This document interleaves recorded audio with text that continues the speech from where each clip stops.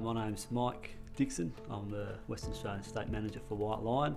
and in a nutshell, White Line's a support service for young people that are disengaged and disadvantaged, and our role is to support them with opportunities to find the courage to choose a better future.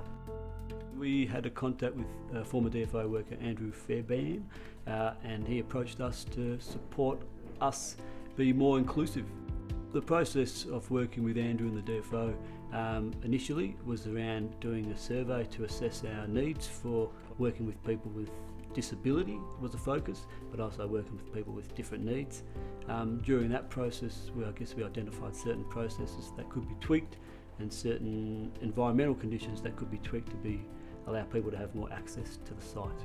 At some point in time, after we were working with Andrew, and then we connected up with Jessica, and we did get a list of recommendations which could give us opportunities to achieve what we sought to do, which is about being more inclusive. Based on those recommendations and some of the changes that we made, and we're still looking at some of those changes. You can look around the site at some point in time, and the physical changes allowed us to create some access ramps and some rails so that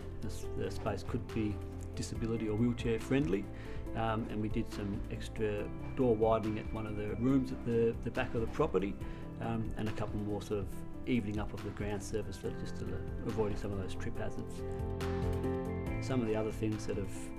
we're happy to talk about and we're still working on is just looking at some of the language we've been using in our recruitment and advertising processes, and even some of the forms we use when we're working with young people, and some of the language that we used. I guess